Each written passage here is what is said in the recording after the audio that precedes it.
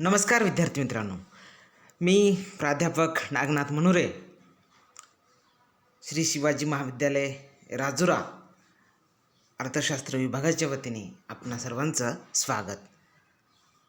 तर आजच्या पाठामध्ये आपण मागणीची लवचिकता याविषयी माहिती पाहणार आहोत. मागच्या व्हिडिओमध्ये आपण मागणीच्या लवचिकतेसंदर्भातच मागणीची लवचिकतेचे विविध प्रकार, जे काही एकूण प्रकार आहेत, 4 प्रकार आपण त्या ठिकाणी म्हटलेलं होतं. त्याच्यापैकी आपण या ठिकाणी लवचिकता म्हणजे काय आणि लवचिकतेचे प्रकार कोणते आहेत त्याबद्दल माहिती पाहिलेलं होतं. त्यामध्ये विशेष करून किंमत लवचिकतेचे जे 5 प्रकार आहेत त्याचा आपण त्या ठिकाणी आढावा घेतलेला होता. तर उर्वरित मागणीच्या लवचिकतेचे जे काही प्रकार आहेत त्या संदर्भात आपण आजच्या पाठामध्ये त्याची माहिती पाहू. म्हणजे यामध्ये प्रामुख्याने उत्पन्न लवचिकता, प्रतिस्थापन लवचिकता, तिरकस लवचिकता इत्यादींचा समावेश होतो. तर चला तर मग या पाठामध्ये आपण उत्पन्न लवचिकता म्हणजे काय, ती कशी असते, त्याचे काही प्रकार आहेत का, या संदर्भात आपण माहिती घेऊ. तर विद्यार्थी मित्रांनो, उत्पन्न लवचिकता ज्यालाच आपण इन्कम इलॅस्टिसिटी ऑफ डिमांड असे म्हणतो. उत्पन्न लवचिकता साहजिकच आहे की उपभोक्त्याच्या उत्पन्नात झालेल्या बदलामुळे मागणीत बदल होण्याच्या गुणधर्मास मागणीची उत्पन्न लवचिकता असे म्हणतात. उत्पन्न लवचिकता असे म्हणतात. पहा, जेव्हा उपभोक्त्याचं उत्पन्न वाढते, उपभोक्त्याचं उत्पन्न वाढल्यामुळे त्याच्याकडे पैसा जास्तीचा आल्यामुळे त्याच्या खरेदी शक्तीमध्ये वाढ होते. म्हणजे लोकांकडे पैसा जास्त आल्याकारणाने, व्यक्तीकडे पैसा जर जास्त आला, साहजिकच आहे की आपण त्याच्यावर जास्त करतो. तुमचं उत्पन्न जास्त तर खर्च जास्त, त्यालाच आपण खरेदी शक्तीत वाढ असे म्हणतो. म्हणजे उत्पन्नात जर या ठिकाणी वाढ झाली तर निश्चितच त्या ठिकाणी खरेदी शक्तीमध्ये देखील वाढ होते. तर ही जी काही वाढ होते उत्पन्नामुळे, या खरेदी शक्तीमध्ये वाढ, तर असं आपणाला त्या ठिकाणी म्हणता येतं. म्हणजे असा एक उत्पन्न आणि खरेदी याच्यामध्ये सहसंबंध असते. उत्पन्न जास्त, खर्च जास्त. पहा, उत्पन्न वाढल्यामुळे वस्तू एकंदरीत उत्पन्न लवचिकता म्हणजे काय, तर उत्पन्न वाढल्यामुळे वस्तू व सेवांच्या मागणी परिमाणात बदल होण्याचे जे काही प्रमाण आहे त्यालाच आपण उत्पन्न लवचिकता असे म्हणतो. ही एक साधारण व्याख्या आपण केलेली आहे. तर एक प्रमाण व्याख्या अर्थशास्त्रज्ञ वॉटसन यांची आहे. तर ती पुढील प्रमाणे आहे. पहा, वॉटसन काय म्हणतात, उत्पन्नात होणाऱ्या शेकडा बदलाचे वस्तूच्या मागणी परिमाणात होणाऱ्या बदलाशी असलेले प्रमाण म्हणजे मागणीची उत्पन्न लवचिकता होय. या ठिकाणी वॉटसन म्हणतात की उत्पन्नात होणाऱ्या शेकडा बदलाची वस्तूच्या मागणी परिमाणात होणाऱ्या बदलाशी असलेले प्रमाण म्हणजे मागणीची उत्पन्न लवचिकता होय. तर या ठिकाणी वॉटसन यांची व्याख्या देखील आपण मागणीच्या लवचिकतेसंदर्भात जे पाहिलं होतं, अगदी त्यालाच जुळणारी ही एक व्याख्या आहे. म्हणजे उत्पन्नात जे काही बदल होईल त्याचा परिणाम म्हणून मागणीमध्ये जे काही बदल होत असेल तर त्याला आपण मागणीची उत्पन्न लवचिकता असे म्हणतो. तर हे एक साधारण उत्पन्न लवचिकता आहे. तर या लवचिकतेचं सूत्र आहे, या व्याख्येवरून आपल्याला एक सूत्र काढता येते. पहा, व्याख्येमध्ये सांगितलेलंच होतं की व्याख्येमध्ये आपण या ठिकाणी पाहिलेलं होतं की उत्पन्नात होणाऱ्या शेकडा बदलाचे वस्तूच्या मागणी परिमाणात होणाऱ्या बदलाशी असलेले प्रमाण म्हणजे मागणीची उत्पन्न लवचिकता होय. त्या व्याख्येवरूनच आपणाला या ठिकाणी सूत्र घेता येते. पहा, याच्यामध्ये काय आहे, मागणीची उत्पन्न लवचिकता बरोबर आहे मागणी परिमाणात झालेला शेकडा बदल भागिले उत्पन्नात झालेला शेकडा बदल. म्हणजे मागणी परिमाणात जे काही बदल झालेला आहे त्याला एकूण उत्पन्नाने भाग दिलेला असता व्यक्तीच्या उत्पन्नात झालेल्या बदलाशी आपण जर त्याला भाग दिलं, तुलना केली, तर आपणाला ही उत्पन्न लवचिकता या ठिकाणी मिळते. तर पहा, अशा प्रकारे ही एक उत्पन्न लवचिकता आहे. म्हणजे ती उत्पन्नावर डिपेंड आहे. उत्पन्न जास्त तर त्या ठिकाणी लोकांची खरेदी क्षमता जास्त. तर यावरून आपल्याला सांगता येते तर मागणीच्या लवचिकतेचे एक वैशिष्ट्य या ठिकाणी जाणवते. ही मागणीची लवचिकता जी आहे तर सामान्यपणे उच्च प्रतींच्या वस्तूसाठी धनात्मक असते. म्हणजे काय असते, तर जेव्हा व्यक्तीचं उत्पन्न वाढते तर तेव्हा जे श्रेष्ठ दर्जाच्या वस्तू आहेत, जे महागड्या वस्तू आहेत, त्याच्यासाठी ही लवचिकता धनात्मक असते. म्हणजे त्यांचं उत्पन्न जर वाढलं तर पहा, श्रीमंत लोक किंवा ज्यांचं उत्पन्न जास्त असते त्यांचं जर उत्पन्न जास्त झालं, अजून परत वाढलं, ते अजून महागड्या वस्तू खरेदी करतात. मग याला म्हणायचं उत्पन्नाची धनात्मक लवचिकता. म्हणजे त्या लवचिकता ही सामान्यपणे या उच्च दर्जाच्या वस्तूंसाठी कशी असते, धनात्मक असते. म्हणून श्रीमंत लोक, अभिनेते, ह्या लोक ज्यांचं उत्पन्न वाढलं तर ते अजून अधिकाधिक महागडे वस्तू खरेदी करतात. आणि आपण पण साहजिक सर्वसामान्यपणे व्यक्ती देखील अशा प्रकारचं वर्तन करताना दिसतात. पण खास करून हे त्या लोकांना म्हणता येते, तर त्याला आपण म्हणतो उत्पन्नाची धनात्मक लवचिकता. तर असो, तर मित्रांनो, नंतर पुढे पाहू. तर याचंच या उत्पन्न लवचिकतेचं दुसरं वैशिष्ट्य या ठिकाणी आपल्याला सांगता येते की हलक्या दर्जाच्या वस्तूसाठी ही मागणीची उत्पन्न लवचिकता ही ऋणात्मक असते. तर आता याचा अर्थ काय, म्हणजे हलके जे निकृष्ट दर्जाचे वस्तू आहेत, ज्यांची जी क्वालिटी पुअर आहे, जे सर्वसामान्य गरीब लोक किंवा साधारण वस्तू असतात, अशांच्या बाबतीत मागणीची लवचिकता ही ऋणात्मक असते. मग याचा अर्थ काय घ्यायचा, म्हणजे उत्पन्न जर वाढलं तर व्यक्ती ही जे काही हलक्या वस्तू आहेत, या कमी प्रतीच्या वस्तू आहेत, तर अशाच्या बाबतीत उत्पन्न वाढल्यानंतर आपण त्याची मागणी करत नाहीत. यालाच म्हणायचं उत्पन्नाची ऋणात्मक लवचिकता. या बाबतीत उत्पन्न लवचिकता ही ऋणात्मक असते. म्हणजे जेव्हा लोकांचं उत्पन्न वाढतं, लोकांचं उत्पन्न वाढल्यानंतर एरवी पहा, गरीब लोकांचंही, जेव्हा गरीब लोक सर्वसामान्यपणे आपण साधारण वस्तू, साध्याच वस्तू आपण वापरत असतो, पण एखाद्या व्यक्तीचं उत्पन्न आता लगे वाढलेलं आहे, तो चपराशी होता तर त्याचं प्रमोशन झालेलं आहे, तर प्रमोशन झाल्यानंतर त्याच्याकडं उत्पन्न वाढलेलं आहे. म्हणजे आता उत्पन्न वाढल्यानंतर एरवी त्याने साधारण जो तांदूळ भात खात असेल, तर आता उत्पन्न वाढल्यामुळे ते साधारण न खाता चांगल्या दर्जाचे तांदूळ त्या ठिकाणी तो खातो, म्हणजे भात त्या ठिकाणी ते खात असतात. म्हणजे उत्पन्न वाढल्यामुळे व्यक्ती हे जे कमी प्रतीच्या वस्तू आहे, उत्पन्न वाढल्यानंतर आपण तेच वस्तू घेतो का, तर घेत नाही. पहा, आपलं उत्पन्न कमी असताना भलेही आपण हलके साधे कपडे घालू, पण आपल्याला उत्पन्न जास्त झालेलं आहे, आता आपलं उत्पन्न वाढलेलं आहे. साहजिकच आहे, उत्पन्न वाढल्यामुळं आपण त्याच कमी प्रतीच्या हलक्या वस्तू आता खरेदी करणार नाही. का, तर आपली उत्पन्न वाढलेली आहे, त्याच्यामुळे आपण या ठिकाणी उत्पन्न वाढल्यानंतर हे जे काही हलक्या वस्तू आहे त्याची आता मागणी करत नाही. म्हणून त्या हलक्या वस्तूसाठी असणारी जी उत्पन्नाची लवचिकता आहे ती कशी आहे, ऋणात्मक आहे, असं त्या ठिकाणी आपणाला म्हणता येते. तर नेक्स्ट मित्रांनो, आवश्यक वस्तूसाठी म्हणजे उत्पन्न लवचिकतेचं वैशिष्ट्य या ठिकाणी आपण सांगतो आहेत. तर ज्या काही असं म्हणता येते, ही जी काही आवश्यक वस्तू आहेत त्याच्यासाठी असणारी ही उत्पन्न लवचिकता ही शून्य असते. शून्य असते म्हणजे पहा, आवश्यक वस्तू आपण कशाला म्हणू, जसं आपण मेडिसिन्स आहेत किंवा दररोज आपणाला लागणारं जे काही मीठ आहे, हे एक आवश्यक वस्तू म्हणून आपण त्याचा वापर करतो.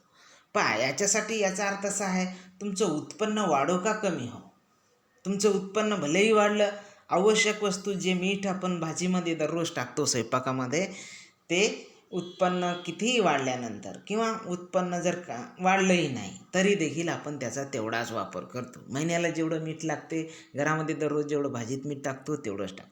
उत्पन्न वाढलं म्हणून लगे भाजीत मीठ जास्त चालते का, नाही, तर ते आवश्यक वस्तू आहे, त्याचा गरजेपुरताच आपण वापर करतो. म्हणून त्याला म्हणतो आपण उत्पन्नाची लवचिकता ही आवश्यक वस्तू संदर्भात कशी असते, शून्य असते, त्याचा काहीही परिणाम नाही. तर हे आपण पहा, या ठिकाणी त्याचे जे विविध प्रकार आहेत ते आपण या ठिकाणी या आकृतीच्या सहाय्याने आपण सांगू शकतो. तर पहा, आपण मगाशी पाहिलेलं होतं किंमतजन्य लवचिकतेचे प्रकार, त्याच्यामध्ये जे 5 प्रकार आहेत त्याच अँगलनं समजण्यासाठी हे उत्पन्न लवचिकतेचे प्रकार देखील या ठिकाणी आहेत. तर पहा, पहिलं हाय इलॅस्टिक म्हणजे जास्त लवचिक मागणी. जास्त लवचिक मागणी, एकापेक्षा जास्त लवचिक मागणी, हे जे आपण तिकडं पाहिलं होतं किंमतजन्य लवचिकते म्हणजे ते आहे. म्हणजे हाय इलॅस्टिसिटी ऑफ इन्कम. तर या संदर्भात काय, जेव्हा व्यक्तीचं उत्पन्न जेव्हा वाढते, उत्पन्नामध्ये थोडासा बदल झाला, थोडंसं उत्पन्न वाढलं तर त्या ठिकाणी असणारी जी मागणी आहे त्या ठिकाणी जास्त होते, म्हणून याला आपण जास्त उत्पन्न लवचिकता असे म्हणतो.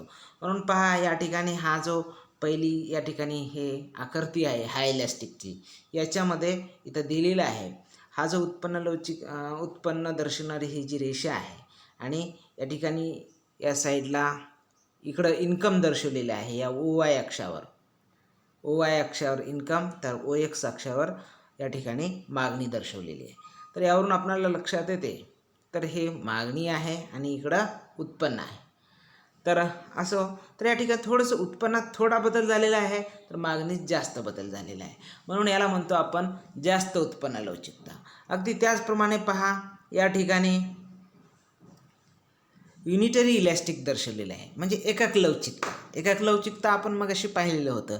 एकक लवचिकता म्हणजे उत्पन्नामध्ये जेवढा बदल झाला, उत्पन्न जर तुमचं 10% वाढलं, मागणीमध्ये देखील 10%च वाढ आहे, त्याला म्हणायचं आपण उत्पन्न लवचिकता. तर हे या ठिकाणी दर्शवलेलं आहे. तर या ठिकाणी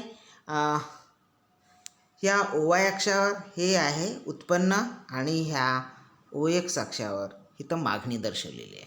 म्हणून पहा सुरुवातीला या OY अक्षावर उपभोक्त्याचं, OX अक्षावर उपभोक्त्याचं उत्पन्न वाढलेलं आहे. म्हणजे OY असताना, OY हे उत्पन्न असताना त्या ठिकाणी OC हे म्हणजे मागणी आहे, खर्च आहे, पण उत्पन्नामध्ये वाढ झालं, उत्पन्नात वाढलं, OY1 झालं, आणि त्याचा परिणाम म्हणून त्याच्या खरेदीमध्ये, मागणीमध्ये देखील OQ1 एवढं झालेलं आहे. म्हणजे जेवढ्या प्रमाणात उत्पन्न वाढलं तेवढ्या प्रमाणात त्या व्यक्तीची खरेदी वाढली, मागणी वाढली, म्हणून आपण याला म्हणतो एकक उत्पन्न लवचिकता. म्हणून यालाच असं म्हणायचं unitary elastic income elastic demand. तर असो, तर याच्यानंतर पहा, तर आपण लो इलॅस्टिक, कमी लवचिकता आपण याला असं म्हणतो. म्हणजे याची लवचिकता ही एकपेक्षा कमी असते. म्हणजे उत्पन्न ज्या प्रमाणात वाढते त्या प्रमाणामध्ये त्या ठिकाणी खरेदी वाढताना दिसत नाही. तर आपण या ठिकाणी झिरो इलॅस्टिक, आत्ताच आपण जे मगाशी इथं पाहिलेलं होतं शून्य लवचिकता, तर त्याचं हे एक उदाहरण आहे. तर याच्यामध्ये पहा या शून्य लवचिकतेसंदर्भात इथं काय म्हणले जाते की जेव्हा पहा या आकृतीमध्ये विशेष करून OX अक्षावर या ठिकाणी मागणी दर्शवलेली आहे आणि OY अक्षावर उत्पन्न आहे. पहा या ठिकाणी हा DD आहे, मागणी वक्र आहे. DD हा मागणी वक्र आहे आणि त्याचं व्यक्तीचं उत्पन्न हे OQ आहे. OQ उत्पन्न मागणी आहे, OQ मागणी आहे. आता जेव्हा OY हे उत्पन्न असते तेव्हा हे आवश्यक वस्तूच्या संदर्भात, आता आपण मगाशी म्हणालो होतो की आवश्यक वस्तूच्या संदर्भात ही शून्य लवचिकता असते. का, तर आपण त्या ठिकाणी मीठ ही आवश्यक वस्तू मानलेलं होतं. तर त्याच्यामुळं उत्पन्न OY असताना त्या ठिकाणी OQ एवढीच त्या ठिकाणी मागणी आहे. पण आता उत्पन्नात वाढ झाली म्हणजे OY1 या ठिकाणी उत्पन्न वाढलेलं आहे. उत्पन्नात बऱ्यापैकी वाढ झालेलं आहे, तरी पण आता मागणीत वाढ व्हायला पाहिजे साधारणपणे. पण या ठिकाणी उत्पन्न वाढून देखील आवश्यक वस्तूंसाठी असणारी मागणी ही OQ एवढीच आहे. तर का, तर ते सांगता येते की आवश्यक संदर्भामध्ये व्यक्तीचं उत्पन्न किती जरी वाढलं, जे काही आवश्यक वस्तू आहेत त्याचा व्यक्ती लागल तेवढाच वापर करतो. उत्पन्न वाढले म्हणून आपण आवश्यक वस्तूवर खर्च करत नाही. तर हे आपणाला या आकृतीतून दिसते. आता आपण मगाशी म्हणलेलं होतं निगेटिव्ह इलॅस्टिक, ज्याला उत्पन्न लवचिकता, उत्पन्नाची ऋणात्मक लवचिकता हे आपण पाहिलेलं होतं. तर त्याच्यामध्ये उत्पन्न जेव्हा वाढते म्हणजे हलक्या वस्तू संदर्भात आपण हे म्हणालो होतो. हलक्या आणि कमी प्रतीच्या वस्तू जेव्हा व्यक्तीचे उत्पन्न वाढते, जेव्हा उत्पन्न वाढल्यावर आपण हे हलक्या प्रकारच्या वस्तू आपण खरेदी करत नाही. तर आता उत्पन्न वाढल्यामुळे आपलं लेवल वाढते, तर आपण चांगल्या वस्तू त्या ठिकाणी वापरतो. तर हेच आपणाला या आकृतीतून स्पष्ट होते. पहा मित्रांनो, या ठिकाणी OX अक्षावर या ठिकाणी मागणी दर्शवलेली आहे मी परत, आणि ह्या OY अक्षावर उत्पन्न दर्शवलेलं आहे. तर असं असताना पहा जेव्हा OY हे उत्पन्न आहे, ओ वाय हे उत्पन्न आहे, तेव्हा ओ क्यू हे मागणी आहे. म्हणजे मागणी ही प्रचंड आहे, उत्पन्न कमी असताना मागणी या वस्तूसाठी ओ क्यू एवढं आहे. पण आता या व्यक्तीचं उत्पन्न वाढलं, पहा व्यक्तीचं उत्पन्न वाढून इथं ओ वाय 1 झालेलं आहे. ओ वाय 1 झालेलं आहे. अशा परिस्थितीमध्ये आता त्याची मागणी वाढायला पाहिजे का? म्हणजे हे हलक्या वस्तूंसाठी आहे, ऋणात्मक लवचिकता. तर या ठिकाणी ओ वाय 1 हे उत्पन्न वाढल्यानंतर देखील त्या व्यक्तीचं उत्पन्न हे मागणी हे आता आपणाला या ठिकाणी ओ क्यू हे झाल्याचं दिसते. म्हणजे या ठिकाणी उत्पन्न ओ वाय आहे, ओ वाय उत्पन्न आहे आणि आता हे मागणी ओ क्यू आहे. म्हणजे या ठिकाणी उत्पन्नाची लवचिकता ही ऋणात्मक आहे, negative elastic income elasticity of demand याला म्हणता येईल. म्हणजे उत्पन्न वाढून देखील आपण जर एखाद्या व्यक्तीचं म्हणजे त्या वस्तूची मागणी घटत असेल तर त्याला म्हणायचं ऋणात्मक लवचिकता. तर अशा रीतीने आपण ह्या उत्पन्न लवचिकतेचे एकंदर 5ही प्रकार आपण या ठिकाणी पाहिलेला आहे. तर यानंतर उत्पन्न लवचिकतेचं दुसरं जे प्रकार आहे ते म्हणजे प्रतिस्थापन लवचिकता. तर प्रतिस्थापन लवचिकता म्हणजे काय ते आपण या ठिकाणी पाहू. तर मित्रांनो, आपणाला सगळ्यांना माहिती आहे प्रतिस्थापन म्हणजे पर्याय. एक वस्तू वापरत असताना आपणाला त्याचे अनेक पर्याय आपणाला बाजारपेठेत दिसतात, तेव्हा आपण अशा ह्या पर्यायी वस्तू वापरतो. म्हणजे वस्तू वापरण्याचं कारण म्हणजे त्याची उपयोगिता. जेव्हा एकाच वस्तूपासून आपणाला अनेक वस्तूपासून एक सारखीच उपयोगिता भेटत असेल तर अशा वेळेस आपण पर्यायी वस्तूचा विचार करतो. त्याची किंमत आणि उपयोगिता यावरून आपण पर्यायी वस्तूचा वापर करतो. पहा इथं व्याख्या आहे. जेव्हा वस्तू ह्या परस्परांना पर्यायी असतात त्यावेळी एका वस्तूच्या ऐवजी दुसऱ्या वस्तूची मागणी केली जाते, तेव्हा प्रतिस्थापन लवचिकता घडून येते. पहा या ठिकाणी मी म्हणलेलं होतं की वस्तू ह्या एकमेकांच्या वस्तूचे पर्याय भरपूर आहेत. सपोज आपल्याकडे पेन आहे, पेनामध्ये पहा 5 रुपयाची पेन आहे, 1 रुपयापासून तर ते 100 रुपयापर्यंत साधारण पेनची किंमत आहे. तर 1 रुपयाची पेन देखील लिहिण्याचंच काम करते, 5 रुपयाचं लिहिण्याचंच काम करते आणि 100 रुपयाची पेन लिहिण्याचंच काम करते. तर त्याच्यामुळे व्यक्ती हे त्याची उपयोगिता आणि असणारं उत्पन्न यावरून आपण त्या वस्तू वापरत असतो. पण त्याऐवजी सपोज एक पेन हे या ठिकाणी बटरफ्लो आहे, सेलोची आहे आणि दुसरी पेन ही रेनॉल्ड्सची आहे. रेनॉल्ड्स ही कंपनी आहे. तर आपणाला समजा रेनॉल्ड्सची त्या जर वस्तूच्या किमतीमध्ये फरक असेल तर आपण त्या एकमेकाला पर्याय आहे, तेव्हा त्याच्या किमती आणि उपयोगितेचा विचार करून आपण त्या वस्तू वापरत असतो. म्हणजे काय, तर एका वस्तूच्या ऐवजी दुसऱ्या वस्तूची मागणी केली जाते तेव्हा प्रतिस्थापन लवचिकता घडून येते. तर पहा याचं या ठिकाणी सूत्र पण सांगितलेलं आहे. सूत्र काय आहे, प्रतिस्थापन लवचिकता म्हणजे पर्यायिता लवचिकता बरोबर आहे 2 वस्तूंच्या खरेदी मात्रांच्या प्रमाणातील सापेक्ष बदल. 2 वस्तूंच्या खरेदी मात्रांच्या प्रमाणामधील सापेक्ष बदल भागिले 2 वस्तूंच्या सीमांत प्रतिस्थापन दरातील सापेक्ष बदल. तर हे त्याचं सूत्र आहे. यावरून आपणाला प्रतिस्थापन लवचिकता काढता येते. तर या ठिकाणी आपण पहा हेच इंग्लिशमध्ये आहे. जे विद्यार्थी इंग्रजी जास्त समजतात त्यांच्यासाठी पण मी इथं दिलेले आहे सबटायटल, तुम्हाला लवकर समजावून. इलॅस्टिसिटी ऑफ सबस्टिट्यूशन याला म्हणलेलं आहे, याच्यामध्ये तेच आहे. त्याला what is the elasticity of substitution, तर ज्याला आपण प्रतिस्थापन लवचिकता म्हणतो, पर्यायिता लवचिकता म्हणतो, त्याचं इंग्रजीमध्ये इलॅस्टिसिटी ऑफ सबस्टिट्यूशन असा अर्थ आहे. तर proportionate change in quantity ratios of goods X and Y divided by proportionate change in the price ratios of goods X and Y. आपण जे म्हणलेलं होतं की अगदी ह्याच प्रमाणामध्ये प्रतिस्थापन लवचिकता म्हणजे काय, तर 2 वस्तूंच्या खरेदी मात्राच्या प्रमाणातील सापेक्ष बदल भागिले 2 वस्तूंच्या सीमांत प्रतिस्थापन दरातील सापेक्ष बदल, याच्याने आपण भागला असता आपणालाही प्रतिस्थापन लवचिकता या ठिकाणी मिळून येते.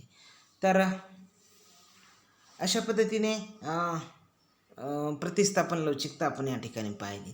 तर या ठिकाणी तिसरं आहे तिरकस लवचिकता, ज्याला आपण क्रॉस इलॅस्टिसिटी असे म्हणतो. तर तिरकस लवचिकता म्हणजे काय, मागणीची तिरकस लवचिकता म्हणजे विशिष्ट वस्तूंच्या संबंधित इतर वस्तूंच्या किमतीत बदलामुळे त्या वस्तूंच्या मागणीत बदल होण्याचा गुणधर्म आहे. म्हणजे पहा, मागणीची आता हे क्रॉस इलॅस्टिसिटी आहे, तिरकस लवचिकता आहे. तर तिरकस लवचिकता म्हणजे एखाद्या विशिष्ट वस्तूशी अनेक संबंधित वस्तू असतात. पूरक वस्तू, पर्यायी वस्तू असे विशिष्ट संबंधित वस्तू असतात. पण एका वस्तूच्या किंमत बदलल्यामुळे त्याचा परिणाम दुसऱ्या वस्तूवर होतो. म्हणजे एक वस्तू पहा, चहाची मागणी कमी झाली, लोकांनी चहा पिणं सोडलं, तर त्याचा परिणाम दुसऱ्या वस्तूवर होतो. म्हणजे चहा पिणं सोडल्यामुळं त्या ठिकाणी चहापत्ती विकणार नाही, दूध विकणार नाही, साखरेवर परिणाम होतो, चहापत्तीवर परिणाम होतो. म्हणजे पहा, एका वस्तूच्या किमतीमध्ये म्हणजे एक वस्तू आपण त्याचा जर बदल झाला, काही त्याग झाला, त्याच्या लोकांनी त्याचा त्याग केला, त्याच्या सवयीमध्ये बदल झाला किंवा मागणीत बदल झाला, लोकांनी चहाची मागणी कमी केली, तर त्याचा परिणाम या साखरेवर आणि चहापत्तीवर होताना दिसतो. म्हणजे साहजिकच साखरेच्या आणि पत्तीच्या किमती त्या ठिकाणी कमी होतात. लोकांनी चहा पिणं कमी केलं तर मग काही कालांतरानं ह्या किमती कमी होतात. म्हणजे पहा, यामध्ये वस्तू ह्या पूरक किंवा पर्यायी असल्यामुळे एका विशिष्ट वस्तूची किंमत स्थिर असून देखील इतर वस्तूच्या किमतीत बदल झाल्यामुळे त्या मागणीच्या प्रमाणात बदलते. मागणीच्या ह्या गुणाला तिरकस लवचिकता म्हणतात. म्हणजे आपण आता पाहिलेले हे पर्यायी वस्तू, पूरक वस्तू असतात की एका वेळेस आपण एका वस्तूसोबत इतर वस्तूही त्याचा वापर करतो. आपण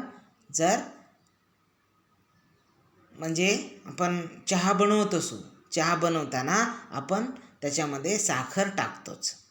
चहा बनवत असताना साखर, पाणी हे पूरक आहे, याला आपण पूरक वस्तू म्हणतो. तर अशा प्रकारे एका वस्तूच्या किमतीमध्ये बदल झाल्यामुळे किंवा एका वस्तूची किंमत स्थिर असून देखील इतर वस्तूच्या किमतीत बदल झाल्यामुळे, पहा, दोन वस्तू आहे, या ठिकाणी चहा आहे आणि साखर आहे.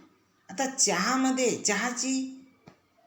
साखरेच्या किमतीत काय बदल झालेला आहे? साखरेची किंमत स्थिरच आहे, पण चहाच्या म्हणजे मागणी घटली.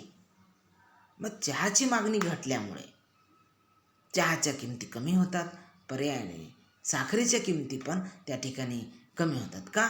साखरेला आता मागणीच नाही, लोक मागणी करत नाही, त्याचा परिणाम त्याच्यावर होतो. म्हणजे मागणीची तिरकस लवचिकता आहे. आता सांगता येते की अवस्तूंच्या किमतीतील बदलामुळे ब वस्तूंच्या मागणीत होणाऱ्या बदलाचे माप होय. तर एकंदरीत ही तिरकस लवचिकता म्हणजे काय? तर अवस्तूंच्या किमतीत होणाऱ्या बदलामुळे ब वस्तूच्या मागणीत होणाऱ्या बदलाचे माप होय. तर या ठिकाणी सपोज आपण पेट्रोलच्या गाड्यांच्या किमती जर वाढल्या त्या ठिकाणी किंवा पेट्रोलच्या किमती जर वाढल्या जास्त, त्या ठिकाणी गाड्यांच्या मागणीवर परिणाम होते. बाईकच्या मागणीवर परिणाम होते. म्हणजे पेट्रोल किमतीच्या वाढलेल्या आहेत. म्हणजे लोकांनी असा विचार केला, आता पेट्रोलच एवढं महाग झालेलं आहे, 400 रुपये लिटर, त्याच्यामुळं गाडी घेणं आता परवडणार नाही, गाडी चालवणं परवडणार नाही. तर त्याच्यामुळे लोकांनी गाड्यांची मागणी, बाईकची मागणी कमी करून टाकली. म्हणजे ही झालं मागणीची तिरकस लवचिकता. तर पहा, तिरकस लवचिकतेचं ते सूत्र आहे, इंग्रजीमध्ये या ठिकाणी दिलेलं आहे, क्रॉस इलॅस्टिसिटी ऑफ डिमांड. याला म्हणतात इंग्रजीमध्ये cross elasticity of demand. Cross elasticity of demand express a relationship between the change in the demand for a given product in a response to a change in a price of some other product. तर तेच या ठिकाणी चहाचंच या ठिकाणी सांगितलेलं आहे. If tea demand reduces tremendously, then its effect could be seen in the demand of sugar and milk. हे मगाशी सांगल्याप्रमाणे तेच सांगतायत की जेव्हा आपण चहा ही एक पूरक वस्तू समजा म्हणून विचार केला, तर ते त्या ठिकाणी चहाच्या मागणीत घट झाली तर निश्चित त्याचा परिणाम म्हणून आपणाला साखर आणि दुधाच्या मागणीवर परिणाम दिसून येतो. तर याला म्हणायचं क्रॉस इलॅस्टिसिटी ऑफ डिमांड. म्हणजे एका वस्तूच्या किमतीतील बदलामुळे, म्हणजे एका वस्तूमुळे दुसऱ्या वस्तूच्या मागणीवर त्या ठिकाणी परिणाम होतो. म्हणजेच काय, तर एका विशिष्ट वस्तूची किंमत स्थिर आहे, पण इतर वस्तूच्या किमतीतील बदलामुळे त्या वस्तूच्या मागणीच्या प्रमाणामध्ये बदल होणे, त्याचा परिणाम होणे, त्याला आपण तिरकस लवचिकता असे म्हणतो. म्हणजे हेच इथं सांगितलेलं आहे, मागणीची वस्तूच्या किमतीतील बदलामुळे वस्तूच्या मागणीत होणाऱ्या बदलाचे हे माप म्हणजे तिरकस लवचिकता होय. तर या क्रॉस इलेस्टिसिटीचा सूत्र आहे, पहा या प्रत्येकाचं एक एक सूत्र आहे. क्रॉस इलेस्टिसिटी ऑफ डिमांडचं सूत्र आहे proportionate change in demand for x product. म्हणजे वस्तू एक्सच्या प्रमाणात मागणीच्या प्रमाणात झालेलं बदल भागिले वस्तू वायच्या किमतीत झालेलं बदल, असं हे त्याचं सूत्र आहे. तर हेच या ठिकाणी मराठीमध्ये देखील तुम्हाला समजण्यासाठी या ठिकाणी दिलेले आहे. मग तिरकस लवचिकतेचं सूत्र मराठीमध्ये आपल्याला सांगता येते. तिरकस लवचिकता बरोबर आहे, बची तिरकस लवचिकता बरोबर आहे बच्या मागणीतील शेकडा बदल भागिले अच्या मागणीतील शेकडा बदल. तिरकस लवचिकतेचं सूत्र आहे बच्या मागणीतील शेकडा बदल भागिले अच्या किमतीतील शेकडा बदल. पहा, बच्या म्हणजे अच्या किमतीत काही बदल झाल्यामुळे त्याचा परिणाम म्हणून बच्या मागणीत त्या ठिकाणी वाढ होत असेल तर त्याला आपण मागणीमध्ये बदल होत असेल तर त्याला आपण तिरकस लवचिकता असे म्हणतो. म्हणजे साखरेच्या किमतीत जर वाढ झाल्यामुळे त्याचा परिणाम म्हणून चहाच्या मागणीवर जर काही बदल झाला असेल, साखरेच्या किमती वाढल्यामुळे, साखरेची किंमत वाढल्यामुळे त्या ठिकाणी साहजिक आहे की चहाच्या मागणीमध्ये काहीतरी बदल होतो. मग किमती वाढल्या म्हणजे चहाची किंमत वाढणार, साखरेची किंमत वाढली म्हणजे चहाची किंमत वाढणार, साहजिकच मग चहाची मागणी पण त्या ठिकाणी घटू शकते. अशा प्रकारे आपण यावरून तिरकस लवचिकता काढू शकतो. तर एकंदरीत या प्रकारे आपण लवचिकतेचे जे 4 प्रकार आहेत ते या ठिकाणी पाहिलेले आहेत. किंमत लवचिकता आपण मगाशी त्या ठिकाणी पाहिलेलं होतं. तर या ठिकाणी उत्पन्न लवचिकता, प्रतिस्थापन लवचिकता, तिरकस लवचिकता हे 3 घटक या ठिकाणी आपण पाहिलेले आहेत. तर एकंदरीत ह्या लवचिकता निर्धारित करणारे जे घटक आहेत ते आपण या ठिकाणी पाहू. तर पहा मित्रांनो, हे जे काही मागणीच्या लवचिकतेचे निर्धारक घटक आहेत ज्याच्यावरून ही लवचिकता निश्चित होते त्याचा आपण या ठिकाणी विचार करू. एकंदरीत 9 घटक या ठिकाणी मी दिलेले आहेत. पहिलं आहे वस्तूचे स्वरूप. पहा, वस्तूचे स्वरूप म्हणजे लवचिकता ही कमी आहे, जास्त आहे, एकक आहे, हे कशावरून कळते तर त्या वस्तूच्या स्वरूपावरून ते अवलंबून असते. म्हणजे ते वस्तू जर आवश्यक असेल, पहा आवश्यक वस्तूसाठी लवचिकता आपण काय म्हणलेली आहे, 0 असते. आवश्यक वस्तूची लवचिकता 0 असते. उत्पन्न लवचिकता तर 0 असते. आणि तिकडं म्हणजे कमी लवचिक असे म्हणतो. दुसऱ्या किंमत लवचिकता फार कमी असते, है ना. आवश्यक वस्तूसाठी किंमत लवचिकता ही कमी असते आणि उलट चैनीच्या वस्तूंसाठी लवचिकता ही कमी लवचिक असते. म्हणजे महागड्या वस्तूंमध्ये जर थोडंसं वस्तू त्याच्या काही कमी बदल झाला तर त्याच्यासाठी त्याची लवचिकता ही आपणाला जास्त असते. आणि दुसरं आहे पर्यायी वस्तू. तर या ठिकाणी पर्यायी वस्तू आहे. पर्यायी वस्तू म्हणजे आताच आपण पाहिलेलं होतं. पर्यायी वस्तू अधिक जवळच्या आणि जास्त संख्येत उपलब्ध होत असतील तर लवचिकता ही त्या ठिकाणी जास्त असते. म्हणजे एखाद्या वस्तूला जास्तीत जास्त पर्याय असतील तर त्या ठिकाणी लवचिकता जास्त असते आणि पर्याय कमी असतील तर लवचिकता कमी असते.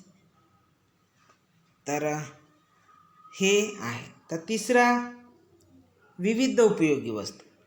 पहा, या संदर्भात जेव्हा वस्तूचे विविध उपयोग असतात, एक वस्तू वेगवेगळ्या प्रकारे जेव्हा आपण त्याचा वापर करतो त्या बाबतीत लवचिकता ही जास्त असते. तर कारण का, विविध वस्तूचा उपयोग म्हणजे एक वस्तूचा वेगवेगळ्या प्रकारे वापर करता येते तर त्याच्यामुळे त्याची किंमत जरी त्याचं किंमत बदलली तर त्याच्या उपयोगामध्ये बदल केला जातो, तर त्याच्यामुळे त्याची लवचिकता ही जास्त असते. आता टिकाऊ वस्तूंच्या संदर्भात लवचिकता कशी असते पहा. टिकाऊ वस्तूच्या संदर्भात लवचिकता ही जास्त असते. लवचिकता त्या ठिकाणी जास्त असते कारण त्यात तिचा जास्त वापर केला जातो. म्हणजे जे काही टिकाऊ वस्तू आहेत त्याला आपण जास्त मागणी करतो. टिकाऊ वस्तू हे जास्त काळ राहतात म्हणून लोक त्याच्यामध्ये किंमत काही बदल कमी जास्त झाले असता त्याला जी लवचिकता असते ती जास्त असते. का असते तर त्याच्यामध्ये टिकाऊ पण असते, तिचा वापर जास्त काळ केला जातो म्हणून त्याला आपण त्याची लवचिकता ही जास्त असे म्हणतो. तर जी काही सवयीच्या वस्तू आहेत त्याच्या संदर्भात लवचिकता कशी असते पहा. आपण बिडी, सिगरेट, गुटखा, खर्रा हे खात असतात, म्हणजे जे काही खाणारे लोक असतात ते खातात, म्हणजे त्याची किमती कितीही वाढा पहा, सरकार हे खाऊ नये म्हणून याच्या किमती भरमसाठ वाढते, याच्यावर विविध टॅक्स लावतं. आपल्या जिल्ह्यामध्ये तर दारू सारख्या पदार्थावर बंदीच आणलेली आहे. तरी पण लोकांच्या सवयीत काय बदल झालेला आहे का तर बदल झालेला नाही. म्हणजे यांची लवचिकता ही कमी लवचिक असते. सवयीच्या वस्तूंसंदर्भात मागणी ही कमी लवचिक असते. म्हणजे तुम्ही त्याच्यावर कितीही वाढ करा, काही करा, तर लोक ते वस्तू खरेदी करणारच. म्हणजे वस्तूंची ती मागणी कमी होत नाही म्हणून आपण म्हणतो की त्यांची मागणी ही कमी लवचिक असते. आता परस्पर पूरक वस्तू या ठिकाणी आहेत. परस्पर पूरक वस्तू. आता परस्पर पूरक वस्तू ज्याला आपण म्हणलं कार किंवा पेट्रोल घ्या, पेन किंवा रिफिल घ्या, चहा आणि साखर घ्या, साखर आणि पाणी घ्या. म्हणजे चहा बनवताना साखर, पाणी, पत्ती हे पूरक आहे, एकमेकाला त्याचा वापर करावाच लागतो.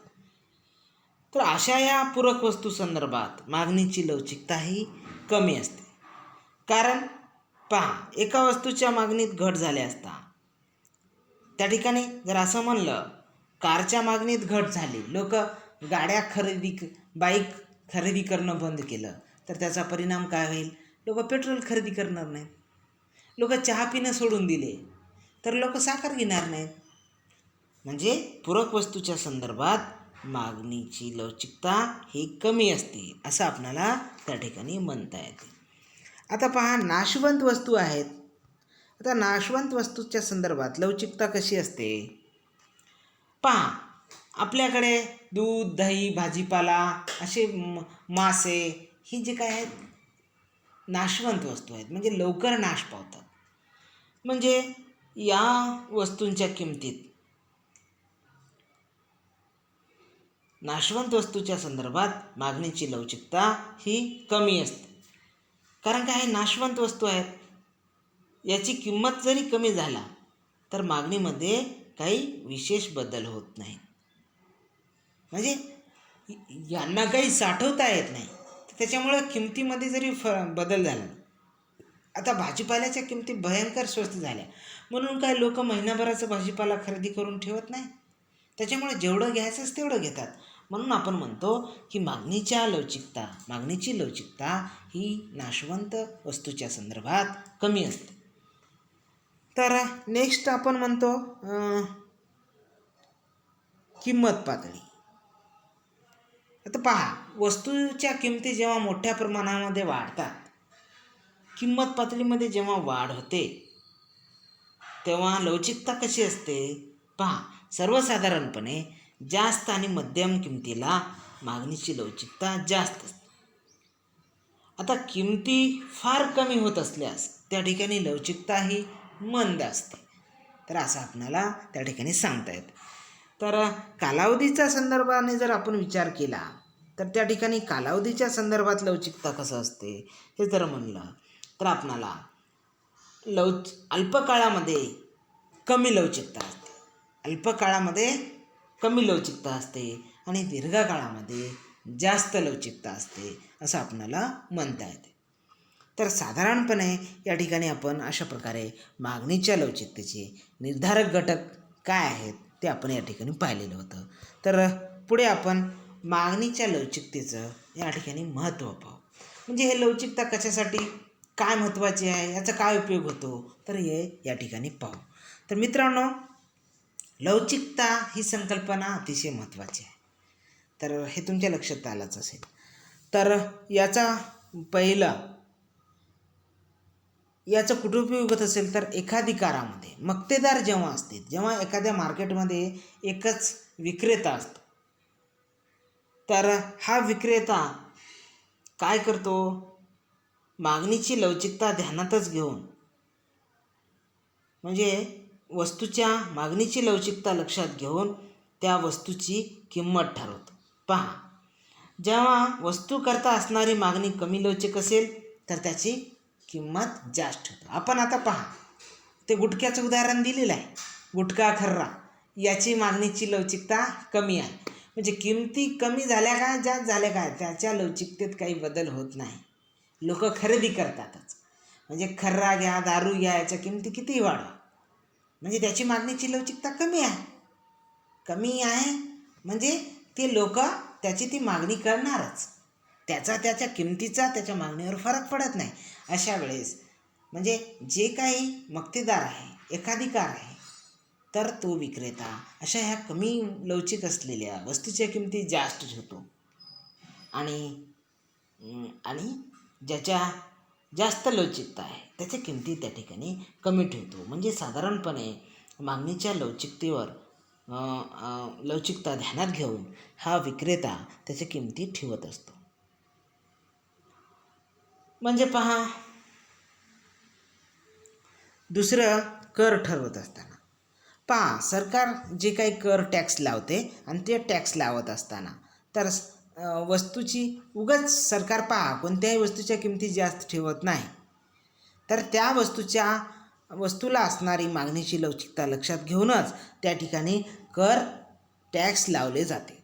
तर हे झालं कर ठरवताना. तर तिसरं आहे सार्वजनिक सेवेचे मूल्य निश्चित करण्यासाठी. सार्वजनिक सेवेचे मूल्य निश्चित करण्यासाठी देखील या ठिकाणी वस्तूचं मागणीची लवचिकता ध्यानात घ्यावी लागते. तर त्यावरून आपणाला हे एक महत्त्वाचं सांगता येतं. तर नेक्स्ट आहे विदेशी विनिमय दर. म्हणजे विदेशी विनिमय दर किंवा व्यापार ठरवताना दोन देशांना आपल्या वस्तूच्या मागणीच्या लवचिकतेचा विचार त्या ठिकाणी करावा लागतो. तर आपल्याला हे नेक्स्ट सांगता येते जे की सर्वांना या ठिकाणी माहीत आहे, शेतमालाच्या आधार किमती. आपल्याला जे हमीभाव आहे, ज्याला MSP म्हणतो, मिनिमम सपोर्ट प्राईस, हे शेतमालाच्या जे आधार किमती आहेत, हे MSP कोण ठरवते, तर कशा ठरवल्या जातात, तर तेही ह्या MSP किंवा शेतमालाच्या आधार किमती ठरवण्यासाठी ह्या मागणीच्या लवचिकतेचं खूप महत्त्व असते. त्याच्यावरूनच शेतमालाच्या या किमती निश्चित होत असतात. तर 6वं या ठिकाणी महत्त्व सांगता येईल की आंतरराष्ट्रीय नफा तोटा. आंतरराष्ट्रीय जे काही व्यापारात मिळणारा फायदा किंवा तोटा आहे, किंवा आंतरराष्ट्रीय व्यापार ठरवत असताना त्याच्यावर कर जे लावायचे आहेत, तर हे कर लावण्यासाठी आपणाला त्या ठिकाणी मागणीची लवचिकता विचारात घ्यावी लागते. त्याच्यावरूनच आपण या आंतरराष्ट्रीय नफा तोट्यावर आपण कर लावू शकतो.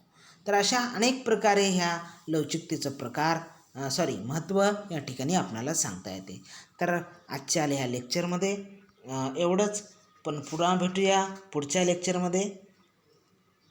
तोपर्यंत धन्यवाद, नमस्कार.